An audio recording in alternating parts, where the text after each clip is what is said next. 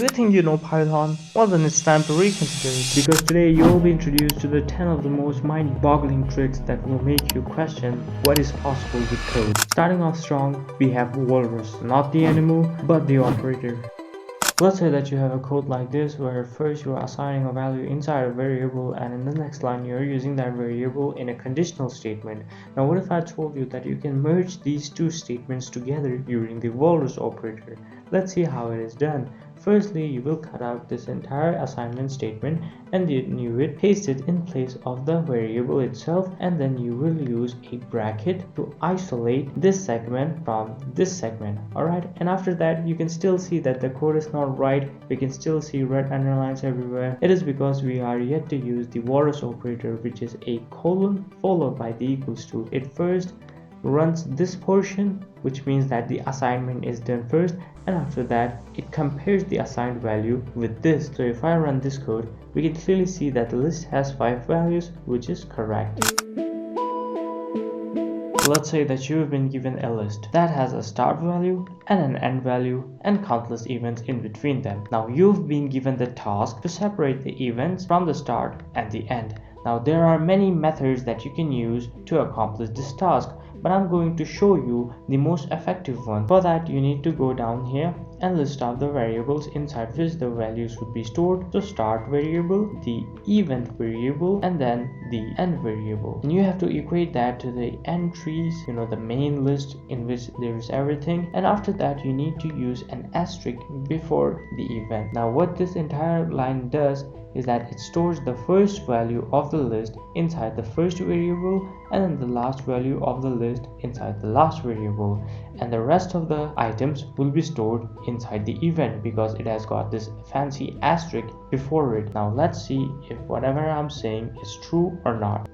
Now if I run this code, we can clearly see that we have a start value and an end value, and all of the events are stored as a list inside the event variable. The next tip is using ternary operators. So basically if your code looks something like this, where you are using a condition, evaluating it, and on the basis of which you're performing an action, and if it is false you're performing another action. And what if I told you that you can recreate all these 4 lines into a single one? Let me show it to you.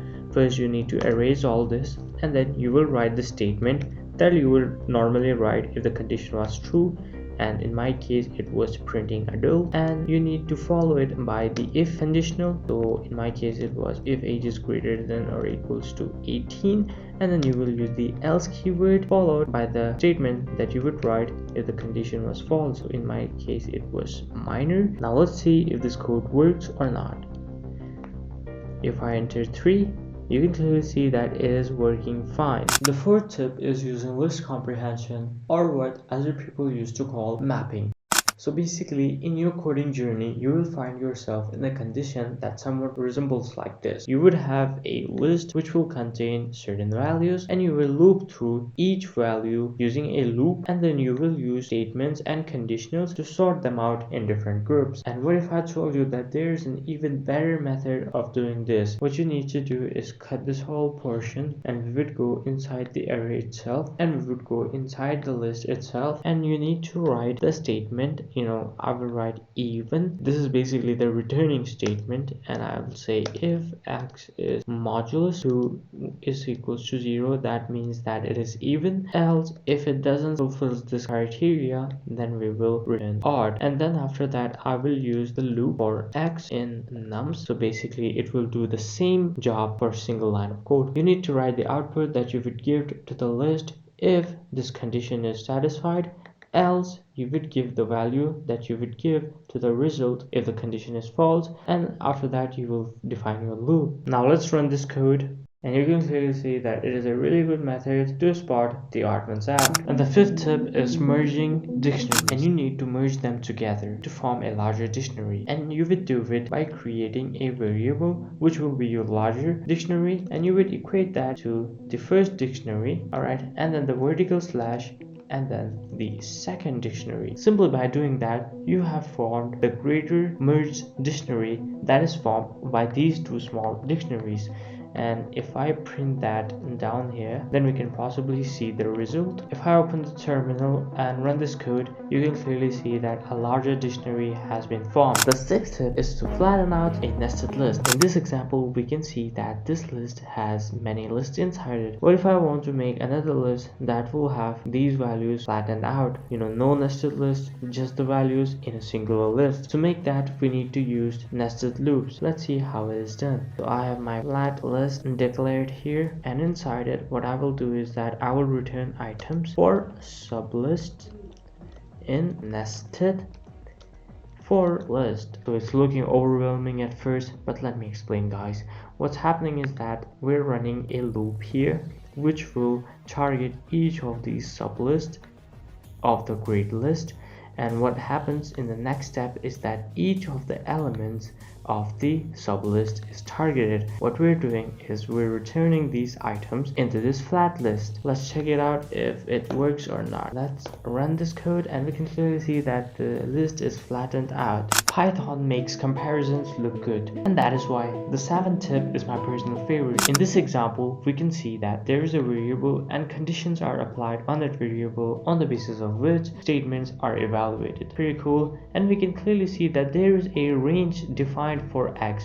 That the x should be greater than 13 but also less than 18, and you will see this format in other programming languages but not in Python. In Python, we can make this much fancier. Just like in your mathematics, what you would do, you would write the smallest value first, alright, and then you will write less than or equals to, and then the variable for which the range is being set, and then you would write less than or equal to 18, which is the greatest value. And just like that, the previous code has been replaced with a much fancier one. Now let's test it out. If I run this program, we can see that our desired output has been given. The eighth tip is the simplest one out there, and in this example, I have a list which contains many items, and for some ambiguous reasons, I would want another list that will contain the same items but in reversed order. Yes, that's it. Define a reverse list variable which will be equal to our normal list, and inside this bracket I will pass double colon -1, which will basically reverse the whole list and pass the value inside this reverse list. Alright, now let's print it out and check if it works or not. Alright, then I will run this code and we can see that it works great. Alright, then moving on to another effective tip, we've got joining strings from a list, and in this example I've got a list which has two items, and I want these items to be printed next to each other in a single line. Now there are many ways you can do it. You can use loops and all that, but you've clicked on this video meaning that you want some awesome effective tip for it, and I've got you, bro. What you need to do here is you need to declare a variable which will contain the whole line, alright, and then equal to, and you will use the join keyword, and inside this you will write the list that will have its values printed. So that will be words, and after that outside what you need to do is for now use two quotation marks and then a dot. I will explain to you what it does. So basically the two quotations define what should be the separator for these items. For example, I will print hello and then I will print word. What would be the thing in between them that would separate them? I could just leave it blank and it would print them next to each other and it would be a mess. So I would need to define a space as the separator. So these two will be separated using a blank space, and this dot is for concatenation, to join them together to form a sentence. And let's print it out to see if what I'm saying works or not. I will open the terminal, run the program, and we can see hello world. Again, even use a dash here, and then we can see that it is hello dash word. So the separator is changed. Now on to our last tip, which is Lambda Magic. Lambda is basically an anonymous function which is small, mysterious, but really effective. Now we're gonna see how to use it. Now let's say I need to print the square of a number, so let's say square 3, but the problem is that the square function is not defined. So I'm gonna just go up here and then write square equals to lambda. Now lambda is pretty much like a function which will be activated. I'm gonna say that it only receives a single parameter, which is possibly our number. The number is being received, and a colon. The colon basically describes that the statement that follows up from here will be the amount that would be returned back to the user. I would return the value of x times x, which will give me the square, and the square will be returned to the square function here, and which will be returned to the print. Pretty simple, pretty cool. Let's see if it works or not, and we can clearly see that 9 is the square root of 3. Alright, that's a wrap.